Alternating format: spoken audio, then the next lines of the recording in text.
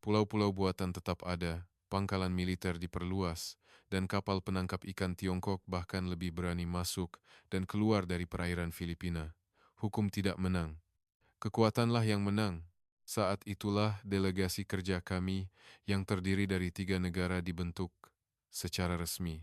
Tujuannya adalah berbagi informasi dan memperkuat kerjasama, tetapi pada kenyataannya, kami tahu. Ini adalah pertemuan para pecundang. Rapat pertama sangat suram. Yang dilakukan oleh perwakilan dari setiap negara hanyalah menghela napas. Perwakilan Malaysia berkata, "Apa yang bisa kita lakukan?" Perwakilan Brunei menggelengkan kepalanya. Tidak ada. Tidak ada negara yang bisa menghadapi Tiongkok. Perwakilan Filipina tersenyum pahit. Bahkan hukum internasional tidak berguna. Apa yang bisa dilakukan oleh negara lemah seperti kita? Hanya keputusasaan yang memenuhi ruangan. 3,8 triliun meter kubik gas masih tersembunyi di dasar laut, tetapi itu bukan lagi milik kami. Tiongkok tidak hanya menargetkan sumber daya, yang lebih menakutkan adalah dominasi persepsi. Satu persatu, pulau buatan dibangun. Mereka menghancurkan terumbu karang, mengeruk pasir, dan menciptakan daratan di tengah laut. Kemudian mereka membangun landasan pacu, memasang radar, dan membangun pangkalan militer. Komunitas internasional mengecam. Dibahas di PBB, media melaporkannya setiap hari. Namun, Tiongkok tidak berhenti. Sebaliknya, mereka berteriak, "Apapun yang kami lakukan di tanah kami, itu adalah kedaulatan kami." Nelayan Malaysia kehilangan daerah penangkapan ikan mereka. Penjaga pantai Tiongkok muncul di laut tempat mereka memancing selama turun-temurun dan mengusir mereka. Jika mereka memprotes, meriam air diarahkan ke mereka, dan jaring mereka dipotong. Angkatan Laut Brunei bahkan harus berhati-hati di perairan mereka sendiri. Ketika kapal perang Tiongkok lewat, mereka sengaja menjaga jarak, dan rencana latihan juga perlu disesuaikan, memperhatikan pergerakan Tiongkok, penjaga pantai Filipina lebih menyedihkan. Meskipun mereka dikirim untuk melindungi warga negara mereka sendiri, mereka dikejar oleh kapal Tiongkok, dan setelah berjam-jam konfrontasi, mereka akhirnya harus kembali tanpa bisa melakukan apapun. Kami berbagi laporan di setiap pertemuan. Pergerakan Tiongkok, fasilitas baru, penempatan kapal perang. Tapi itu saja. Kami tidak bisa melakukan apapun selain mengumpulkan informasi. Suatu hari, perwakilan Filipina bertanya, "Apa yang dilakukan Amerika? Bukankah mereka sekutu?" Perwakilan Malaysia menjawab, "Amerika hanya melakukan operasi kebebasan navigasi. Mereka sepertinya tidak ingin berkonflik langsung dengan Tiongkok." Perwakilan Brunei menghela napas. "Pada akhirnya, kita sendirian." Kata-kata itu benar. Kami adalah negara, tetapi kami selalu harus menundukkan kepala di hadapan kekuatan besar. Jika kami mencoba mengembangkan, peringatan datang, dan jika kami bergerak, kapal perang muncul. 3,8 triliun meter kubik gas alam terkunci di bawah bayang-bayang Tiongkok. Sumber daya yang ada tetapi tidak ada. Laut yang milik kami tetapi bukan milik kami. Sampai saat itu, kami tidak tahu seberapa berbedanya cara Jepang bergerak. Kecil dan tenang, namun tidak pernah diremehkan. Tiongkok mendominasi laut, dan kami diam. Karena tidak ada pilihan lain, Tiongkok telah membangun 7 pulau buatan di Laut Cina Selatan. Setiap pulau memiliki landasan pacu, fasilitas, dan gudang rudal. Kami melihat foto satelit dan putus asa. Di tempat yang dulunya terumbu karang, sekarang ada beton, dan di tempat yang dulunya laut, sekarang ada landasan pacu. Kekuatan militer Tiongkok meluas lebih cepat daripada kecepatan kehancuran alam. Menteri Lingkungan Hidup Malaysia mengajukan banding ke PBB. Ekosistem terumbu karang runtuh, ratusan ribu spesies laut kehilangan habitatnya. Namun, perwakilan Tiongkok menjawab dengan mencemooh, "Jika Anda khawatir tentang lingkungan, Anda harus terlebih dahulu menindak penangkapan ikan ilegal di negara Anda sendiri." Itu adalah argumen yang sama sekali tidak masuk akal, karena kapal penangkap ikan Tiongkoklah yang merajalela di Laut Cina Selatan. Ratusan kapal pukat dasar besar menyapu dasar laut, menghancurkan tidak hanya ikan, tetapi juga semua terumbu karang. Nelayan Filipina kehilangan mata pencarian mereka. Nelayan yang dulunya memancing di Scarborough Shoal sekarang bahkan tidak bisa mendekati tempat itu. Penjaga pantai Tiongkok menghalangi jalan, dan penjaga pantai Filipina tidak memiliki cara untuk melawan. Seorang nelayan Filipina berkata sambil menangis, "Ayah dan kakek saya telah memancing di laut itu. Namun sekarang kami diperlakukan seperti penjahat di laut kami sendiri." Brunei runtuh lebih diam-diam. Karena negara kecil, mereka bahkan tidak bisa bersuara. Pemerintah takut memburuknya hubungan dengan Tiongkok dan rakyat hanya bisa menelan kemarahan mereka. Seorang perwira Angkatan Laut Brunei mengungkapkan kepada kami berpatroli di perairan kami sendiri, tetapi kami menghindari kapal perang Tiongkok, karena jika kami bertemu, akan ada masalah. Apakah ini yang seharusnya dilakukan oleh Angkatan Laut negara berdaulat? Suaranya dipenuhi dengan rasa malu. Itu adalah perasaan tidak berdaya sebagai seorang prajurit, sebagai seseorang yang seharusnya melindungi negara, tetapi tidak bisa melakukan apapun. Tiongkok tidak hanya menggunakan kekuatan militer, mereka juga memberikan tekanan ekonomi. Ketika Malaysia mengkritik Tiongkok atas masalah Laut Cina Selatan, jumlah turis Tiongkok mulai berkurang. Meskipun bukan sanksi resmi, agen perjalanan Tiongkok menghapus produk perjalanan Malaysia dari daftar promosi mereka. Hasilnya sangat buruk.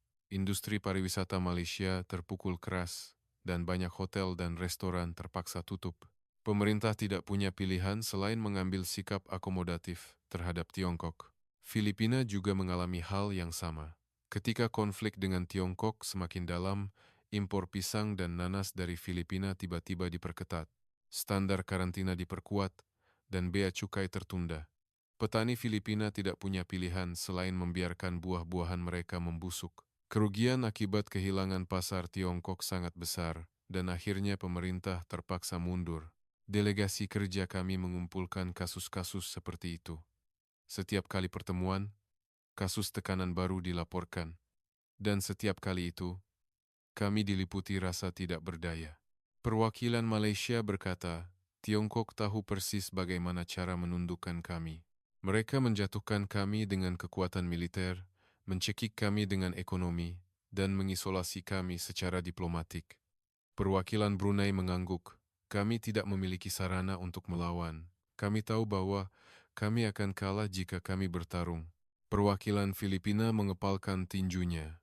Bahkan, putusan hukum internasional tidak ada artinya. Apakah itu berarti tidak ada hak jika tidak ada kekuatan? Tidak ada yang bisa menjawab pertanyaan itu, karena mereka tahu jawabannya. Sayangnya, itulah kenyataan. Media pemerintah Tiongkok secara terang-terangan membual. Global Times menulis dalam editorialnya, beberapa negara di Asia Tenggara tampaknya tidak tahu diri. Hak apa yang diklaim oleh negara yang lemah? Kebaikan Tiongkok tidak boleh dianggap remeh. Rakyat Malaysia yang membaca artikel ini marah. Postingan protes membanjiri media sosial, dan demonstrasi kecil diadakan di depan kedutaan besar Tiongkok. Namun, pemerintah menahan diri untuk tidak memberikan tanggapan resmi. Mereka takut akan pembalasan lebih lanjut jika mereka memprovokasi Tiongkok. Brunei benar-benar diam. Bahkan media tidak mengangkat masalah ini. Kami tidak tahu apakah ada tekanan dari pemerintah atau apakah mereka menahan diri secara sukarela, tetapi di Brunei, masalah Laut Cina Selatan diperlakukan seolah-olah tidak ada. Hanya Filipina yang bersuara, tetapi itu pun ada batasnya. Setiap kali presiden berganti, kebijakan terhadap Tiongkok goyah, dan meskipun mereka menunjukkan sikap yang keras, mereka akhirnya harus mundur di bawah tekanan ekonomi. Rapat delegasi kami menjadi semakin sepi. Meskipun disebut berbagi informasi dan membahas tanggapan, kenyataannya itu hanyalah tempat untuk mengkonfirmasi kekalahan satu sama lain. Dalam sebuah pertemuan, perwakilan Malaysia berkata, tidak ada gunanya jika kita bersatu sendirian. Di hadapan Tiongkok, kita bertiga hanyalah negara lemah. Perwakilan Brunei tersenyum pahit. Jadi, apa yang harus kita lakukan? Mengandalkan Amerika? Amerika juga tidak ingin berkonflik langsung dengan Tiongkok. Perwakilan Filipina menghela napas. Pada akhirnya, tidak ada jawaban kan? Saat itu, keheningan yang berat menyelimuti ruang rapat. Masing-masing menatap dokumen di atas meja, tetapi tidak ada yang bisa menemukan harapan di dalamnya. Kami hampir menyerah. 3,8 triliun meter kubik gas alam sudah kami terima sebagai sesuatu yang hilang. Tiongkok terus berekspansi. Fasilitas baru dibangun, lebih banyak kapal perang dikerahkan, dan perairan yang lebih luas berada di bawah kendali de facto Tiongkok. Kami hanya bisa menonton, membuat laporan, membahasnya di pertemuan, dan menunggu pertemuan berikutnya tanpa bisa melakukan apapun. Sampai saat itu, kami percaya tidak ada negara yang bisa menghadapi Tiongkok. Dominasi Tiongkok di Asia Tenggara adalah kenyataan yang tidak dapat dihindari. Dalam keyakinan itu, Jepang tidak termasuk. Atau lebih tepatnya, Jepang bahkan tidak menjadi bahan pertimbangan kami. Jepang adalah negara kepulauan yang jauh, negara yang terkenal dengan J-pop dan anime, negara dengan teknologi tinggi. Kami hanya memiliki sedikit pemahaman tentang itu. Kami tidak pernah membayangkan bahwa Jepang akan ikut campur dalam masalah Laut Cina Selatan. Kami tidak pernah bermimpi bahwa Jepang akan menantang Tiongkok dalam pertarungan yang serius. Namun, kami salah. Kami benar-benar dan sepenuhnya salah. Jepang adalah yang terakhir bergerak dan yang pertama tiba. Kami pertama kali menyadari pergerakan Jepang secara kebetulan. Sebuah kapal survei maritim Malaysia menyaksikan pemandangan aneh selama patroli rutin. Beberapa kapal kerja besar berkumpul di perairan dekat Hopi Shoal. Awalnya kami tegang, mengira itu kapal Tiongkok. Tetapi ketika kami mendekat, situasinya berbeda. Ada tulisan Jepang di lambung kapal, dan bendera Jepang, Hinomaru, berkibar. Kapal survei Malaysia melaporkan kepada kami. Kapal Jepang sedang melakukan semacam pekerjaan di Hopi Shoal. Skalanya cukup besar. Kami bingung. Mengapa Jepang datang sejauh ini? Apa tujuannya? Perwakilan Brunei bertanya, apakah Jepang memiliki kepentingan di Laut Cina Selatan? Ini adalah tempat yang tidak terkait dengan masalah teritorial Jepang. Perwakilan Filipina menggelengkan kepalanya. Saya tidak tahu. Tapi Tiongkok pasti tidak akan diam. Seperti yang kami duga, Tiongkok segera bereaksi. Juru bicara Kementerian Luar Negeri Tiongkok mengatakan dalam konferensi pers reguler, Jepang melakukan kegiatan sepihak di Laut Cina Selatan. Ini adalah tindakan yang merusak perdamaian dan stabilitas di wilayah tersebut. Kami sangat menuntut penghentian segera. Media pemerintah Tiongkok bahkan lebih terang-terangan. Global Times menulis dalam editorialnya dengan sinis, apakah Jepang ingin meniru negara besar? Sungguh memalukan untuk membuat keributan di bawah bayang-bayang Amerika, dan sekarang mereka bahkan menargetkan laut orang lain. Xinhua News Agency lebih langsung. Jepang harus tahu posisinya sendiri. Bukankah seharusnya Jepang tetap tenang di Asia Timur Laut? Mengapa mereka datang sejauh ini untuk melakukan hal-hal yang tidak berguna? Kami melihat reaksi ini dan berpikir, Jepang juga akan segera mundur. Mereka akan menyerah di bawah tekanan Tiongkok. Namun, sesuatu yang aneh terjadi. Jepang tidak mengatakan apa-apa. Mereka tidak membantah kritik Tiongkok atau membela diri. Juru bicara Kementerian Luar Negeri hanya mengatakan, Jepang melakukan kegiatan maritim yang sah berdasarkan hukum internasional. Itu saja. Tidak ada penjelasan lebih lanjut atau alasan, dan pekerjaan terus berlanjut. Kami menganalisis foto satelit. Perubahan baru terlihat setiap hari. Struktur mulai terbentuk di atas Hopi Shoal, dan kapal-kapal besar yang memuat material terus berdatangan. Seorang analis kelautan Malaysia berseru kaget. Kecepatannya terlalu cepat. Biasanya, struktur laut seperti ini membutuhkan waktu berbulan-bulan, tetapi Jepang menyelesaikan pekerjaan dasar hanya dalam beberapa hari. Tim teknis Brunei memiliki reaksi yang sama. Ini bukan metode konstruksi biasa. Mereka tampaknya merakit modul yang dibuat sebelumnya di lokasi, tepat, cepat, dan efisien. Seorang ahli kelautan Filipina berseru, saya telah mendengar tentang kecanggihan teknologi pembuatan kapal Jepang, tetapi saya tidak menyangka akan sejauh ini. Kecepatan pembangunan platform laut jauh lebih cepat daripada Tiongkok. Tiongkok marah. Mereka mengirim 6 kapal penjaga pantai ke Hopi Shoal. Mereka mengejar kapal kerja Jepang dan mengirimkan siaran peringatan. Segera hentikan pekerjaan dan mundur. Ini adalah perairan yurisdiksi Tiongkok, kami tegang. Akhirnya, bentrokan akan terjadi. Jepang juga akan menyerah. Namun, kapal kerja Jepang tidak berhenti. Sebagai gantinya, dua kapal perusak Angkatan Laut Bela Diri Maritim Jepang muncul. Itu adalah kapal perusak Aegis yang besar.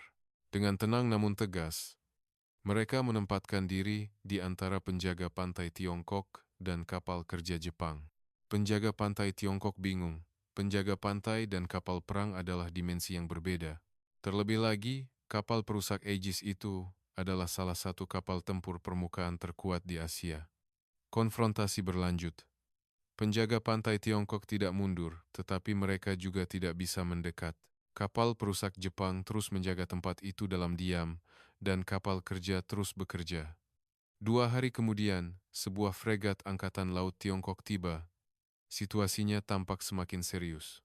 Delegasi kami mengadakan pertemuan darurat. Perwakilan Malaysia berkata dengan cemas, apakah akan terjadi konflik bersenjata?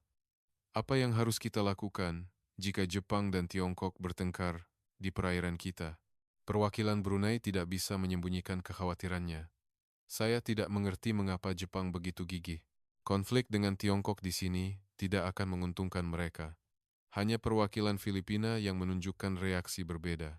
Apakah Anda melihat apa yang telah dicapai Jepang? Apa yang Tiongkok lakukan selama lebih dari 10 tahun? Jepang mencoba menyelesaikannya hanya dalam beberapa minggu. Mendengar kata-kata itu, kami kembali melihat foto satelit. Apa yang dikatakan perwakilan Filipina benar. Pulau Hopi Shoal sudah mulai membentuk pulau. Dan yang mengejutkan, pekerjaan yang sama persis telah dimulai di Fiery Cross Reef. Jepang bekerja di 2 tempat secara bersamaan. Ada cukup personel, peralatan, dan material. Semuanya bekerja sama dengan tepat, seolah-olah sudah dipersiapkan sejak lama. Seorang analis Malaysia melaporkan, Jepang sedang membangun fasilitas di atas karang. Ini bukan hanya pangkalan, ini adalah fasilitas kompleks yang dilengkapi dengan radar, fasilitas komunikasi, helipad, dan bahkan fasilitas desalinasi. Seorang ahli Brunei menambahkan, ketika Tiongkok membangun pulau buatan, kerusakan lingkungan menjadi masalah besar. Namun, Jepang memanfaatkan karang yang ada dan meminimalkan reklamasi. Mereka membangun fasilitas praktis sambil meminimalkan dampak lingkungan. Seorang ahli hukum laut Filipina menganalisis, Jepang juga tidak memiliki celah hukum. Mereka secara akurat memahami batas zona ekonomi eksklusif ketiga negara kami dan memilih lokasi yang tidak akan menimbulkan masalah di bawah hukum internasional. Dasar bagi Tiongkok untuk memprotes lemah. Kami menyadari, Jepang tidak bergerak secara impulsif. Mereka telah mempersiapkan dengan matang, menghitung dengan tepat, dan memiliki tujuan yang kuat. Media pemerintah Tiongkok terus mengecam, tetapi nada mereka sedikit berubah. Awalnya mundur segera menjadi bertindak hati-hati, dan kemudian menjadi ungkapan yang ambigu, jangan mengancam perdamaian di wilayah tersebut. Tiongkok juga bingung. Jepang tidak melakukan tindakan ilegal yang jelas. Itu adalah kegiatan yang sah di bawah hukum internasional, dan ketiga negara kami tidak menentangnya. Dan yang terpenting, Jepang sama sekali tidak menunjukkan tanda-tanda mundur. 1 bulan berlalu, pangkalan laut lengkap dibangun di Hopi Shoal dan Fiery Cross Reef. Bendera Jepang, Hinomaru, berkibar, radar berputar, dan kapal Angkatan Laut Bela Diri Maritim Jepang berpatroli secara teratur. Tiongkok akhirnya mundur 1 langkah. Meskipun tidak secara resmi mengakui, mereka tidak lagi melakukan gangguan langsung. Delegasi kami terkejut. Perwakilan Malaysia berkata dengan tidak percaya, Jepang berhasil melakukannya.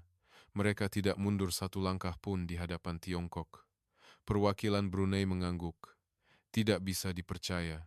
Kami tidak bisa melakukannya selama lebih dari 10 tahun, tetapi Jepang menyelesaikannya hanya dalam beberapa bulan. Perwakilan Filipina meneteskan air mata. Jepang tidak mengatakan apa-apa. Mereka hanya bertindak. Saat itu, kami menyadari betapa kami meremehkan Jepang, negara J-pop dan anime, negara yang pandai membuat semikonduktor dan mobil. Kami hanya mengenal Jepang seperti itu, tetapi ternyata Jepang adalah negara yang tidak bisa diremehkan bahkan oleh Tiongkok. Dan yang paling mengejutkan adalah ini, Jepang tidak berhenti. Pada hari Hinomaru dikibarkan, kami memiliki sekutu di laut. Setelah pembangunan pangkalan laut Jepang selesai, Tiongkok mulai bergerak secara serius. Tekanan diplomatik dimulai. Kementerian Luar Negeri Tiongkok memanggil Duta Besar Jepang. Mereka menyerahkan surat resmi yang berisi protes keras. Media Tiongkok setiap hari menerbitkan artikel yang mengecam Jepang. Global Times menulis di halaman depan, Jepang mengambil tindakan berbahaya. Tindakan sembrono yang meningkatkan ketegangan di Laut Cina Selatan. Xinhua News Agency lebih langsung. Apakah Jepang ingin menjadi negara adidaya, mengerahkan kapal selam nuklir, membangun pulau buatan? Apakah ini tindakan negara yang mencintai perdamaian? People's Daily memperingatkan melalui editorial, Jepang tidak boleh melupakan sejarah. Jika negara kecil tidak tahu diri, mereka akan membayar harganya. Media sosial Tiongkok dibanjiri postingan yang mengecam Jepang. Di Weibo, kampanye boikot produk Jepang diusulkan, dan beberapa netizen mengumumkan pembatalan perjalanan ke Jepang. Ada juga yang mengunggah pertunjukan membakar foto selebriti Jepang. Delegasi kami memantau pergerakan ini dengan cermat, karena apa yang kami alami di masa lalu terlintas di benak kami. Pembalasan ekonomi oleh Tiongkok, penurunan jumlah turis, pembatasan impor. Kami mengira Jepang juga akan menerima tekanan yang sama. Perwakilan Malaysia berkata dengan cemas, ekonomi Jepang akan terpukul. Karena mereka sangat bergantung pada pasar Tiongkok, akan sulit bagi mereka untuk bertahan jika pembalasan dimulai. Perwakilan Brunei mengangguk, itulah mengapa kami akhirnya mundur. Jepang juga pada akhirnya harus berkompromi. Pembalasan ekonomi Tiongkok tak terbayangkan. Seorang analis ekonomi Filipina membuka dokumen, Jepang memiliki tingkat ketergantungan yang cukup tinggi pada ekspor ke Tiongkok. Jika Tiongkok secara serius melakukan sanksi, ekonomi Jepang akan terpukul keras. Kami mengira Jepang akan segera menyerah. Kami pikir mereka pada akhirnya akan mundur di bawah tekanan ekonomi. Namun, perwakilan Filipina memiliki pendapat yang berbeda. Jepang berbeda dari kita. Skala ekonominya dan kemampuan teknologinya berbeda. Mereka tidak akan mudah runtuh, kata-kata itu benar. Reaksi Jepang sama sekali berbeda dari yang kami duga. Sementara kritik dari Tiongkok berhamburan, pemerintah Jepang diam. Mereka tidak membantah setiap kritik atau bereaksi secara emosional.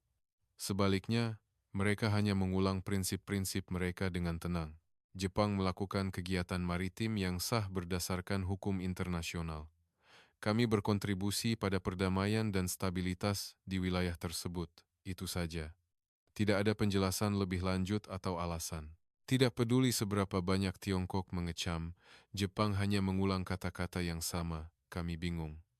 Mengapa Jepang tidak secara aktif membantah? Mengapa mereka tidak mengoreksi kebohongan Tiongkok? Namun, beberapa hari kemudian, kami akan memahami strategi Jepang. Jepang tidak berniat berdebat dengan Tiongkok. Sebaliknya, mereka menunjukkan melalui tindakan. Upacara pengibaran bendera Jepang diadakan di pangkalan laut Hopi Shoal dan Fiery Cross Reef. Media di seluruh dunia melaporkan pemandangan itu. Hinomaru berkibar di atas fasilitas canggih di tengah laut. Di sampingnya, berbaris anggota Angkatan Laut Bela Diri Maritim Jepang. Dan kapal perusak Aegis terbaru berpatroli di perairan terdekat. Bukan kata-kata, tetapi kenyataan. Bukan klaim, tetapi bukti. Tiongkok bereaksi lebih keras. Juru bicara Kementerian Luar Negeri Tiongkok meninggikan suaranya dalam konferensi pers reguler. Tindakan sepihak Jepang secara serius mengancam perdamaian di wilayah tersebut. Tiongkok berhak mengambil semua tindakan yang diperlukan. Global Times bahkan lebih langsung. Jepang menjadi alat Amerika. Ini adalah upaya berbahaya untuk melakukan perang proksi Amerika di Laut Cina Selatan. Media pemerintah Tiongkok setiap hari menyiarkan program khusus yang mengecam Jepang. Mereka memanggil para ahli untuk menekankan betapa berbahayanya dan ilegalnya tindakan Jepang. Namun, sesuatu yang aneh terjadi. Keretakan mulai muncul di dalam Tiongkok. Kampanye boikot produk Jepang di Weibo diusulkan, tetapi reaksinya biasa saja. Sebaliknya, lebih banyak opini yang menentang diunggah. Berapa banyak kerugian yang kita alami dari sanksi sebelumnya? Siapa yang akan rugi jika kita tidak bisa mendengarkan J-pop? Bukankah kita Jangan gunakan smartphone Jepang. Lalu apa yang harus kita gunakan? Huawei? Itu lelucon. Apakah ada pengganti kosmetik Jepang? Tidak ada. Kualitas produk domestik masih jauh. Apa yang harus kita tonton jika kita tidak menonton anime Jepang? Drama Tiongkok tidak menarik. Generasi muda Tiongkok terbiasa dengan budaya Jepang. Atau lebih tepatnya, bukan hanya terbiasa. Mendengarkan J-pop, menonton anime Jepang, meniru mode Jepang, dan menggunakan produk Jepang adalah kehidupan sehari-hari mereka. Ini bukan hanya konsumsi. Ini adalah gaya hidup mereka, bagian dari identitas mereka. Pemerintah Tiongkok terjebak dalam dilema. Untuk menekan Jepang, mereka perlu melakukan sanksi ekonomi, tetapi untuk itu, mereka harus berkonflik dengan rakyatnya sendiri. Ada upaya untuk kembali mengatur konten Jepang. Kementerian Kebudayaan Tiongkok mempertimbangkan proposal untuk membatasi impor konten Jepang, namun penolakan tidak sedikit. Industri hiburan Tiongkok diam-diam menolak. Grup idola Tiongkok yang meniru gaya Jepang, perusahaan produksi Tiongkok yang membuat ulang drama Jepang, distributor Tiongkok yang mengimpor kosmetik Jepang, mereka semua tidak ingin regulasi diperketat. Seorang perwakilan agensi hiburan Tiongkok mengungkapkan kepada media secara anonim, tanpa konten Jepang, kami tidak memiliki daya saing. Idola kami juga berlatih di Jepang dan bekerja dengan produser Jepang. Jika ini dihentikan, seluruh industri hiburan Tiongkok akan runtuh. Seorang pejabat distributor kosmetik Tiongkok juga mengatakan hal serupa. Kosmetik Jepang menyumbang 60% dari penjualan kami. Jika ini dihentikan, perusahaan kami tidak hanya akan bangkrut, tetapi puluhan ribu orang akan kehilangan pekerjaan. Netizen Tiongkok juga bersuara. Postingan yang mengkritik pemerintah di Weibo dan WeChat diunggah. Politik adalah politik, budaya adalah budaya. Mengapa kami harus menderita? Jangan salahkan rakyat karena kegagalan diplomasi pemerintah. Jika budaya Jepang diatur, kami yang akan rugi. Tidak ada penggantinya. Apa hubungannya masalah Laut Cina Selatan dengan J-pop? Jangan memaksakannya. Seberapa tidak nyamannya regulasi sebelumnya? Apakah Anda akan melakukan hal yang sama lagi? Partai Komunis Tiongkok bingung. Metode yang berhasil di masa lalu tidak lagi berhasil. Selama regulasi tahun 2016, rakyat patuh. Tapi sekarang berbeda. Anak muda Tiongkok telah berubah. Budaya Jepang sudah meresap jauh ke dalam kehidupan mereka dan tidak bisa dihentikan hanya dengan perintah pemerintah. Delegasi kami menganalisis situasi ini. Seorang pejabat kebudayaan Malaysia melaporkan, kami meremehkan dampak konten budaya Jepang terhadap generasi muda Tiongkok. Ini bukan hanya tren, ini adalah gaya hidup mereka. Mendengarkan musik Jepang, menonton anime Jepang, dan mengagumi bintang Jepang adalah identitas mereka. Seorang analis ekonomi Brunei menambahkan, pangsa pasar produk Jepang di Tiongkok juga tidak dapat diabaikan. Semikonduktor, display, kosmetik, produk elektronik. Sulit bagi Tiongkok untuk mempertahankan industrinya tanpa produk Jepang.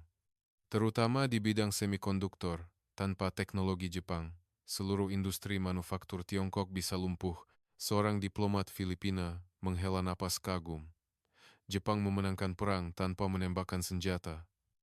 Dengan budaya, dengan teknologi, dengan ekonomi, mereka membangun pengaruh di dalam Tiongkok. Jika pemerintah Tiongkok mencoba memukul Jepang, mereka akan memukul tangan rakyat mereka sendiri. Itulah struktur yang telah mereka bangun. Kami menyadari. Jepang datang ke Laut Cina Selatan bukan kebetulan. Mereka sudah siap. Mereka tidak hanya siap secara militer, tetapi juga telah membangun fondasi budaya dan ekonomi selama waktu yang lama. Tiongkok marah, tetapi mereka tidak bisa berbuat apa-apa. Jika mereka mencoba membalas, rakyat mereka sendiri akan menentang. Jika mereka mencoba sanksi ekonomi, industri mereka sendiri akan terpukul. Dan jika mereka mencoba mengendalikan budaya, generasi muda akan menolak. Sementara itu, perubahan berbeda terjadi di Asia Tenggara. Hati rakyat mulai bergerak. Di media sosial Malaysia, postingan yang mendukung Jepang membanjiri. Jepang melakukan apa yang tidak bisa kami lakukan. Terima kasih banyak. Akhirnya kami memiliki sekutu di laut kami yang selalu dipermainkan oleh Tiongkok. Jepang terbaik. Terima kasih Jepang. Kalian adalah teman sejati kami. Tiongkok hanya mengancam, tapi Jepang benar-benar membantu kami. Reaksi serupa terjadi di Brunei. Rakyat Brunei yang pendiam untuk pertama kalinya bersuara. Jepang menunjukkan kepada kami bahwa kami bisa mengalahkan Tiongkok. Mengapa pemerintah kami tidak bisa melakukannya? Kami seharusnya menghadapi mereka dengan berani seperti Jepang. Jepang membuktikan bahwa negara kecil pun bisa melakukannya. Filipina bahkan lebih antusias. Di jalanan Manila, warga negara yang mengibarkan Hinomaru mengadakan pertemuan syukur di depan Kedutaan Besar Jepang. Ratusan orang berkumpul untuk menyatakan terima kasih kepada Jepang. Terima kasih Jepang. Jepang adalah teman kami. Tiongkok pergi, Jepang diterima. Presiden Filipina mengeluarkan pernyataan resmi. Kami menyambut baik kegiatan Jepang di Laut Cina Selatan. Ini adalah langkah positif yang berkontribusi pada perdamaian dan stabilitas di wilayah tersebut. Filipina akan semakin memperkuat kerjasama dengan Jepang. Pemerintah Malaysia dan Brunei secara resmi tetap netral, tetapi secara tidak resmi mereka mendukung Jepang. Seorang pejabat Kementerian Luar Negeri Malaysia berbisik kepada kami, meskipun kami tidak bisa mengatakannya secara terbuka, kami sangat berterima kasih atas apa yang telah Jepang lakukan. Kami sudah lama hanya dipermainkan oleh Tiongkok, tetapi sekarang keseimbangan telah tercapai. Mereka menunjukkan bahwa laut bukan hanya milik Tiongkok. Seorang perwira Kementerian Pertahanan Brunei juga mengatakan hal serupa. Sejak Angkatan Laut Bela Diri Maritim Jepang mulai berpatroli, pergerakan kapal perang Tiongkok menjadi lebih hati-hati. Mereka tidak bisa lagi masuk dan keluar dari perairan kami sesuka hati seperti sebelumnya. Jepang memainkan peran penyeimbang yang efektif. Suasana rapat delegasi kami benar-benar berubah. Sebelumnya dipenuhi keputusasaan dan ketidakberdayaan, tetapi sekarang harapan dan ekspektasi telah lahir. Perwakilan Filipina sangat bersemangat. Jepang benar-benar mengubah situasi. Ini bukan lagi hanya Laut Tiongkok. Jepang berdiri di pihak kami, perwakilan Malaysia tersenyum. Kami meremehkan Jepang terlalu banyak. Kami hanya mengira mereka negara budaya besar, negara ekonomi besar, tetapi ini adalah dimensi yang sama sekali berbeda. Jepang adalah negara besar sejati. Perwakilan Brunei mengangguk. Jepang tahu persis bagaimana menghadapi Tiongkok. Alih-alih berkonflik langsung, mereka memberikan tekanan secara strategis. Kekuatan militer, kekuatan ekonomi, kekuatan budaya. Mereka mengerahkan semua itu untuk menciptakan situasi di mana Tiongkok tidak bisa berbuat apa-apa. Saat itu, kami menyadari betapa cermatnya Jepang bergerak. Ini bukan tindakan impulsif. Itu adalah strategi yang disiapkan selama waktu yang lama. Secara militer, mereka membangun keberadaan nyata dalam bentuk pangkalan laut. Secara diplomatik, mereka mendapatkan dukungan dari negara-negara Asia Tenggara. Secara budaya, mereka merebut hati rakyat Tiongkok. Dan secara ekonomi, mereka membuat biaya pembalasan terlalu tinggi untuk ditanggung. Tiongkok menggunakan semua kartu mereka, tetapi tidak ada yang berhasil. Tekanan diplomatik, negara-negara Asia Tenggara memihak Jepang. Pembalasan ekonomi, rakyat Tiongkok sendiri menolak. Ancaman militer, Angkatan Laut Bela Diri Maritim Jepang tidak mundur satu langkah pun. Serangan media, bahkan anak muda Tiongkok tidak mendengarkan. Kontrol budaya, itu sudah meresap terlalu dalam. Nada media pemerintah Tiongkok berubah lagi. Kali ini, dari provokasi berbahaya Jepang tiba-tiba berubah menjadi kebutuhan akan dialog dan kerjasama antar negara. Mereka pada dasarnya mundur satu langkah.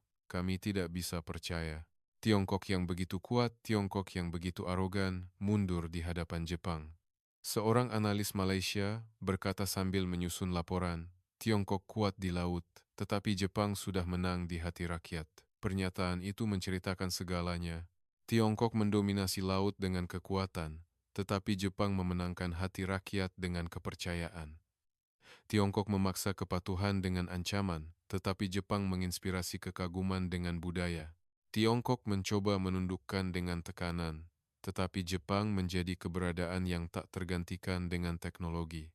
Pertarungan sudah diputuskan. Partai Komunis Tiongkok gemetar marah, tetapi tidak bisa berbuat apa-apa. Rapat darurat diadakan di Beijing. Para pejabat Kementerian Luar Negeri, Kementerian Pertahanan, Kementerian Kebudayaan, dan Kementerian Perdagangan Tiongkok berkumpul. Agendanya hanya satu. Bagaimana cara menekan Jepang? Wakil Menteri Luar Negeri Tiongkok adalah yang pertama berbicara. Invasi Jepang ke Laut Cina Selatan adalah provokasi yang jelas. Kita harus merespons dengan tegas. Perwakilan Kementerian Pertahanan mengangguk. Kita harus memperkuat tekanan militer. Kita harus meningkatkan kekuatan angkatan laut di Laut Cina Selatan dan mengerahkan kapal perang di sekitar pangkalan laut Jepang. Seorang pejabat Kementerian Perdagangan membuka dokumen. Sanksi ekonomi juga harus dipertimbangkan. Jepang sangat bergantung pada ekspor ke Tiongkok. Jika kita mengurangi impor, ekonomi Jepang akan terpukul. Perwakilan Kementerian Kebudayaan berkata, kita harus kembali memperketat regulasi konten Jepang. Dampak budaya Jepang terhadap generasi muda kita terlalu besar. Kita harus memblokirnya. Ruangan rapat dipenuhi dengan perdebatan sengit. Semua orang bersuara keras bahwa Jepang harus dihukum. Namun, pendapat para praktisi berbeda. Karena mereka tahu kenyataannya. Seorang diplomat muda dengan hati-hati membuka mulutnya. Negara-negara Asia Tenggara mendukung Jepang. Jika kita menekan Jepang, hubungan dengan negara-negara tersebut juga bisa terganggu. Seorang praktisi Kementerian Perdagangan menambahkan, jika kita memberi sanksi pada produk Jepang, industri kita juga akan terpukul. Di bidang semikonduktor, display, dan kimia presisi, tanpa teknologi Jepang, industri manufaktur kita bisa lumpuh.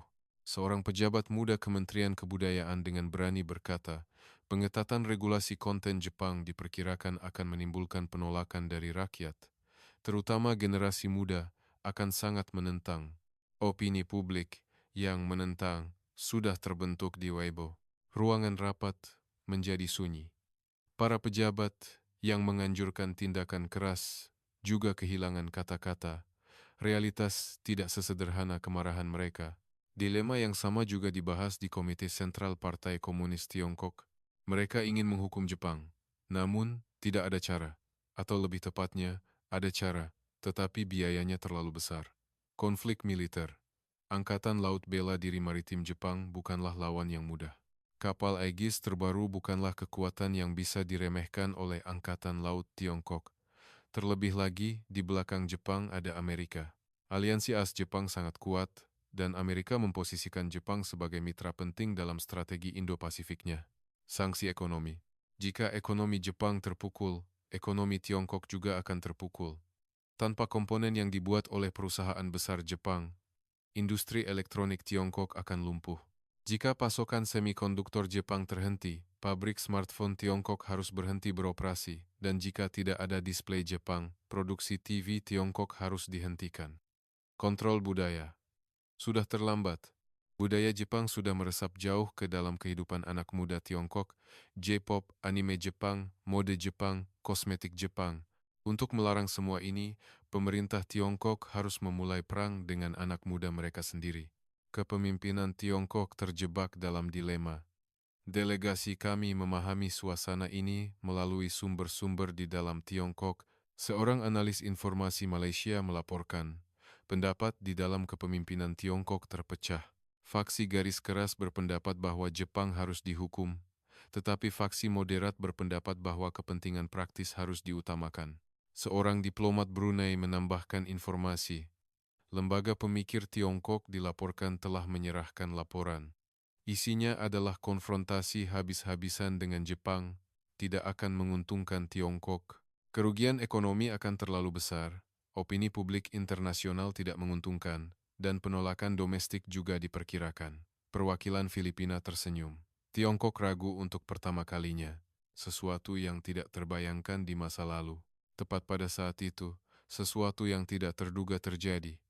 Keretakan di dalam Tiongkok semakin meluas. Seorang mahasiswa Tiongkok mengunggah esai panjang di Weibo. Judulnya adalah Mengapa Kita Harus Membenci Jepang.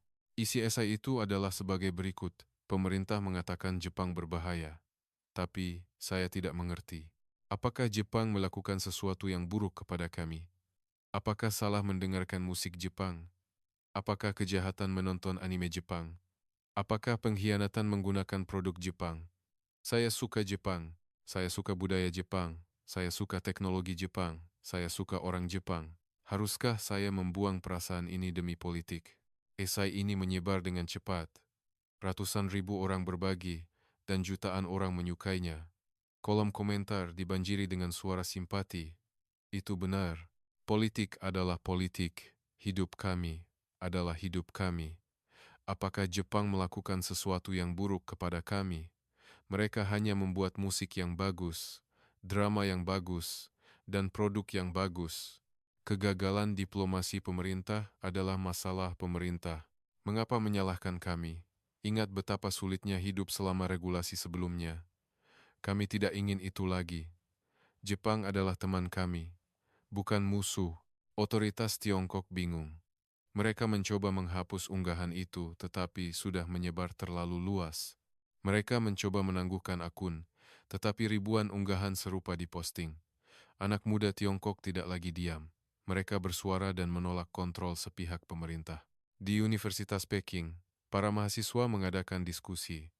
Temanya adalah masa depan hubungan Tiongkok-Jepang. Ratusan mahasiswa berkumpul, dan yang mengejutkan, sebagian besar dari mereka menyatakan pendapat yang bersahabat dengan Jepang. Seorang mahasiswa berkata, Jepang adalah negara kecil, tetapi harus dihormati. Mereka membangun posisi mereka dengan teknologi dan budaya. Ada banyak hal yang harus kita pelajari. Mahasiswa lain menambahkan, menekan dengan kekuatan bukanlah solusi. Kita harus terlebih dahulu memikirkan mengapa Jepang datang ke Laut Cina Selatan. Mahasiswa lain dengan berani berkata, sejujurnya, kita juga harus memikirkan mengapa negara-negara Asia Tenggara menyambut Jepang. Bukankah kita harus merenungkan bagaimana kita memperlakukan mereka? Video diskusi ini diunggah ke media sosial dan menyebar dengan cepat, menghindari sensor. Otoritas Tiongkok mencoba menghapusnya, tetapi sudah jutaan orang yang menyaksikannya. Industri hiburan Tiongkok juga bergerak. Anggota grup idola terkenal mengunggah esai di Weibo. Musik tidak memiliki batas. Saya belajar banyak dari J-pop. Terima kasih. Unggahan ini juga kontroversial, tetapi penggemar sangat mendukungnya. Itu benar. Musik adalah musik. Jangan atur musik demi politik. Guru, terima kasih. Anda telah membimbing idola kami dengan baik. Industri kosmetik Tiongkok juga bersuara. Perwakilan distributor besar mengatakan dalam wawancara media, kosmetik Jepang menyumbang 60% dari penjualan kami. Tidak ada produk yang bisa menggantikannya. Jika regulasi konten Jepang kembali diperketat, puluhan ribu toko akan tutup dan puluhan ribu orang akan kehilangan pekerjaan. Apakah ini benar-benar jalan yang baik untuk Tiongkok? Industri semikonduktor Tiongkok bahkan lebih mendesak. Seorang eksekutif produsen perangkat elektronik Tiongkok mengungkapkan dalam pertemuan tertutup, jika pasokan semikonduktor Jepang terhenti, pabrik kami akan berhenti. Tidak ada pemasok alternatif. Memberi sanksi pada Jepang berarti mencekik leher kami sendiri. Pemerintah Tiongkok sangat kesulitan. Jika mereka mencoba menekan Jepang, rakyat mereka sendiri akan menolak, industri mereka sendiri akan menentang, dan ekonomi mereka sendiri akan terancam. Delegasi kami menyaksikan semua situasi ini dengan kekaguman. Perwakilan Filipina berkata dengan kagum, Jepang memenangkan perang tanpa menembak. Mereka melumpuhkan Tiongkok tanpa menembakkan satu peluru pun. Perwakilan Malaysia mengangguk. Strategi Jepang sempurna. Secara militer, mereka menciptakan entitas. Secara ekonomi, mereka meningkatkan ketergantungan. Dan secara budaya, mereka merebut hati. Mereka membuat Tiongkok tidak bisa melakukan apapun. Perwakilan Brunei menambahkan, kami kalah karena tidak memiliki kekuatan. Tetapi Jepang, meskipun memiliki kekuatan, tidak menembak. Sebaliknya, mereka membuat lawan tidak bisa menembak. Inilah kekuatan sejati. Nada media pemerintah Tiongkok berubah lagi. Kali ini, dari provokasi berbahaya Jepang menjadi kebutuhan akan dialog untuk perdamaian di wilayah tersebut. Dan beberapa hari kemudian, mereka mulai menekankan pentingnya kerjasama Tiongkok-Jepang. Mereka benar-benar mundur. Juru bicara Kementerian Luar Negeri Tiongkok mengatakan dalam konferensi pers reguler, Tiongkok berharap dapat hidup berdampingan secara damai dengan semua negara di wilayah tersebut. Kami siap menyelesaikan masalah melalui dialog dan negosiasi. Kritik langsung terhadap Jepang menghilang. Sebaliknya, hanya contoh diplomasi yang baik yang tersisa. Kami tidak bisa percaya. Tiongkok yang begitu kuat, Tiongkok yang begitu arogan, mundur sepenuhnya di hadapan Jepang. Seorang analis Malaysia berkata sambil menyusun laporan akhir, Tiongkok kuat di laut, tetapi Jepang sudah menang di hati rakyat. Tiongkok mencoba mendominasi dengan kekuatan, tetapi Jepang memenangkan hati rakyat dengan kepercayaan. Pertarungan sudah diputuskan sebelum dimulai. Seorang diplomat Filipina berkata dengan suara terharu, Jepang menunjukkan kepada kami bahwa negara kecil pun bisa melakukannya. Bahwa kami bisa menang bukan dengan kekuatan, tetapi dengan strategi, bukan dengan ancaman, tetapi dengan kepercayaan, bukan dengan senjata, tetapi dengan budaya. Perwakilan Brunei berkata sambil meneteskan air mata, kami hidup dalam keputusasaan selama lebih dari 10 tahun. Kami pikir wajar untuk berlutut di hadapan Tiongkok, tetapi Jepang menunjukkan kepada kami bahwa itu tidak perlu, bahwa kami bisa berdiri tegak. Saat itu, kami menyadari, Jepang tidak hanya mengubah keseimbangan kekuatan di Laut Cina Selatan. Jepang mengubah cara berpikir kami, menghidupkan kembali harapan kami, dan mengubah masa depan kami. Pada hari Hinomaru dikibarkan di laut, bukan hanya laut yang berubah, hati rakyat berubah. Kepercayaan lahir, keberanian lahir. Tiongkok bukan lagi satu-satunya penguasa laut Cina Selatan. Ada Jepang, ada kami, dan yang terpenting, ada keadilan. Kami mendapatkan sesuatu yang lebih berharga daripada 3,8 triliun meter kubik gas alam. Itu adalah harapan. Dan harapan itu adalah hadiah dari Jepang. Kami meremehkan Jepang, dan kami membayar harganya. Kami, delegasi kerja bersama untuk sumber daya maritim dari Malaysia, Brunei, dan Filipina, menulis surat ini kepada rakyat Jepang. Karena kami ingin mengaku, ingin berterima kasih, dan ingin berbagi kisah. Kami salah tentang Jepang, atau lebih tepatnya, kami meremehkannya. Kami hanya mengira Jepang adalah negara J-pop, negara anime Jepang, negara yang pandai membuat semikonduktor dan mobil, negara budaya besar, negara ekonomi besar. Itu benar, tetapi itu bukan segalanya. Jepang lebih dari itu. Sampai Hinomaru dikibarkan di Laut Cina Selatan, kami tidak tahu betapa strategisnya Jepang bergerak, betapa cermatnya mereka mempersiapkan, dan betapa gigihnya mereka bertahan. Ketika kapal kerja Jepang pertama kali muncul di Hopi Shoal, kami bingung, mengapa Jepang datang sejauh ini, apa keuntungannya? Mereka pasti akan menyerah pada tekanan Tiongkok. Begitulah yang kami pikir, karena begitulah kami. Kami selalu mundur, menyerah, dan tunduk di hadapan Tiongkok.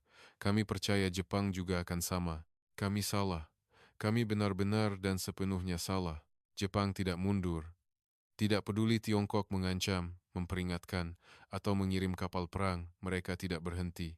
Sebaliknya, mereka bergerak lebih cepat, menguatkan pijakan mereka dengan lebih pasti, dan berdiri dengan lebih berani.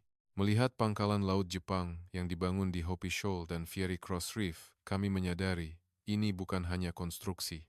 Ini adalah pernyataan kehendak, bukti tekad, dan simbol janji.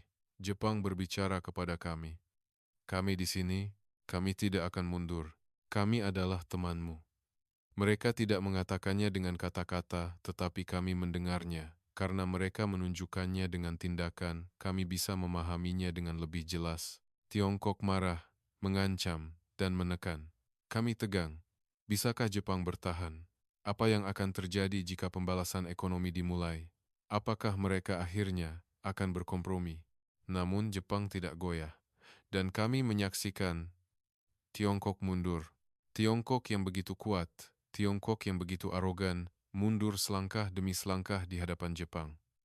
Mengapa itu terjadi? Karena Jepang lebih kuat dari Tiongkok? Tidak, itu salah.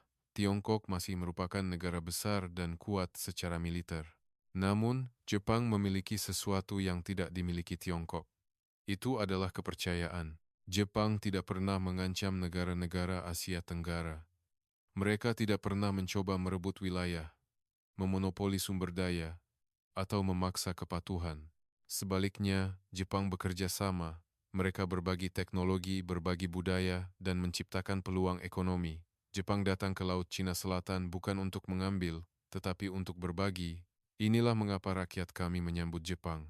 Karena mereka secara naluriah tahu bahwa Jepang lebih baik daripada Tiongkok. Nelayan Malaysia berkata, kapal Tiongkok mengusir kami, tetapi kapal Jepang melindungi kami. Warga Brunei berkata, Tiongkok mengabaikan kami, tetapi Jepang menghormati kami. Rakyat Filipina bersorak, Tiongkok adalah musuh, tetapi Jepang adalah teman. Inilah kenyataannya.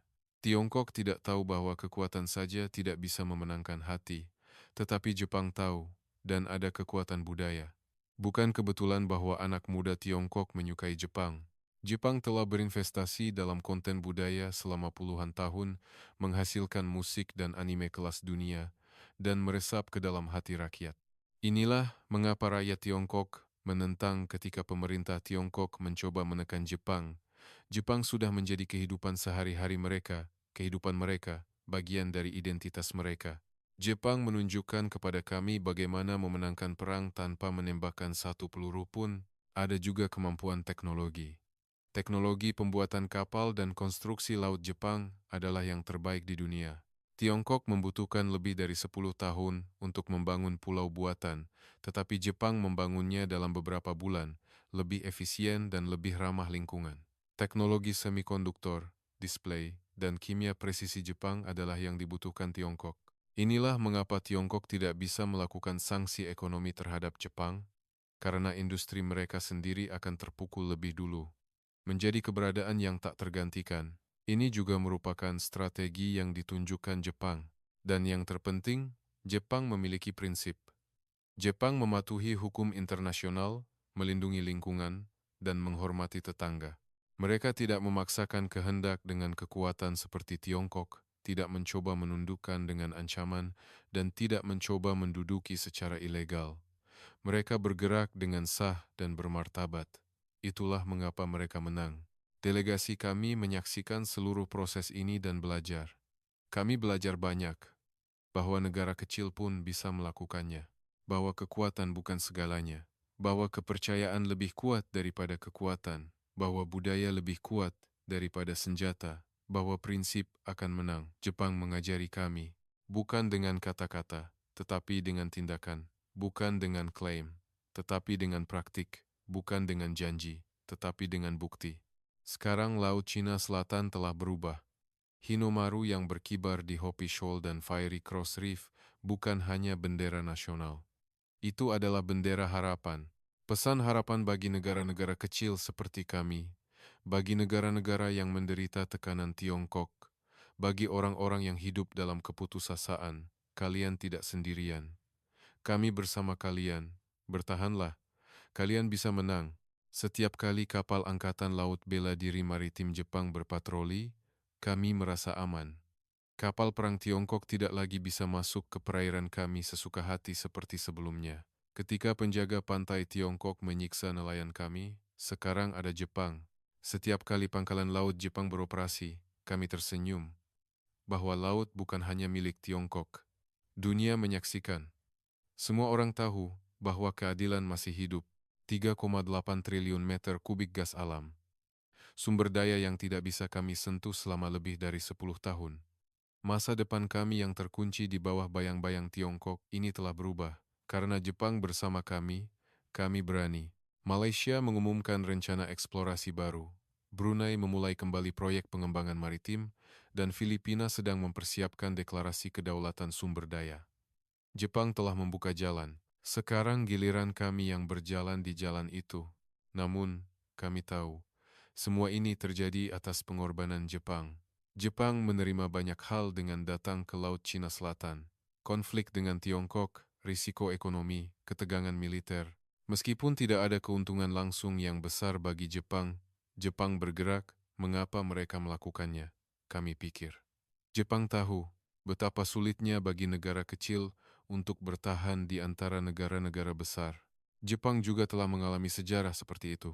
Itulah mengapa Jepang membantu kami. Karena mereka memahami situasi yang sama, karena mereka tahu rasa sakit yang sama. Mereka tidak bisa hanya lewat begitu saja. Inilah Jepang, inilah rakyat Jepang. Kami hanya mengira Jepang adalah negara budaya besar, negara yang membuat J-pop dan anime Jepang, negara yang mengekspor semikonduktor dan mobil. Hanya itu. Namun, sekarang kami tahu, Jepang adalah negara yang tidak bisa diremehkan oleh dunia. Kecil tapi kuat, lembut tapi tidak bengkok, tenang tapi pasti. Dan yang terpenting, negara yang menepati janji, negara yang tidak meninggalkan teman, negara yang berjuang untuk keadilan. Ada sesuatu yang lebih menakutkan daripada 3,8 triliun meter kubik gas alam. Itu adalah Jepang itu sendiri. Teknologi, kekuatan budaya, kekuatan ekonomi, kekuatan militer, sebuah negara yang memiliki semua ini, namun rendah hati, kuat tetapi tidak mengancam, kaya tetapi tidak memonopoli, pendiam tetapi tidak arogan. Rakyat Jepang, kami rakyat dari 3 negara Malaysia, Brunei, dan Filipina, dengan tulus berterima kasih kepada Anda. Apa yang Anda berikan kepada kami bukan hanya bantuan militer atau kerjasama ekonomi. Anda memberi kami harapan, Anda memberi kami keberanian, Anda memberi kami masa depan. Apa yang Anda tunjukkan kepada kami bukan hanya kemampuan teknologi atau kekuatan ekonomi. Anda menunjukkan kepada kami bahwa negara kecil pun bisa bermartabat, bahwa keadilan mengalahkan kekuatan, bahwa kepercayaan lebih kuat daripada ancaman. Setiap kali kami melihat Hinomaru berkibar di Laut Cina Selatan, kami berpikir, bendera itu bukan hanya milik Jepang, tetapi bendera kita semua. Apa yang dilambangkan oleh bendera itu bukan hanya kekuatan Jepang, tetapi harapan semua orang yang mendambakan keadilan dan perdamaian. Terima kasih. Terima kasih, rakyat Jepang. Anda menunjukkan kepada kami bahwa masih ada harapan di dunia, bahwa kita bisa menghadapi kesombongan negara besar, bahwa negara kecil pun bisa hidup bermartabat. Pada hari Hinomaru dikibarkan di laut, dunia berubah. Dan perubahan itu baru saja dimulai. Kami berjanji, kami juga akan mewarisi keberanian yang ditunjukkan Jepang. Kami juga akan berjalan di jalan yang dibuka Jepang. Kami juga akan melindungi keadilan yang dijaga Jepang. Sumber daya 3,8 triliun meter kubik sekarang adalah masa depan kami. Namun, kami mendapatkan sesuatu yang lebih berharga. Itu adalah teman bernama Jepang, keyakinan bernama keadilan, dan masa depan bernama harapan. Rakyat Jepang, sekali lagi, kami dengan tulus berterima kasih. Banggakan negara Anda. Anda adalah rakyat terbesar di dunia. Hidup Jepang. Baiklah, saya akan mengakhiri cerita di sini. Bagaimana menurut Anda? Saya berharap kisah-kisah hebat dan menyentuh tentang Jepang yang dicintai oleh banyak negara akan terus berlanjut tanpa henti. Silakan tulis Jepang bangga di komentar. Jangan lupa untuk subscribe dan like. Bagikan kisah menyentuh ini dengan lebih banyak orang. Mari bersama-sama mendukung citra sejati Jepang yang tidak kita ketahui. Sampai jumpa di lain waktu.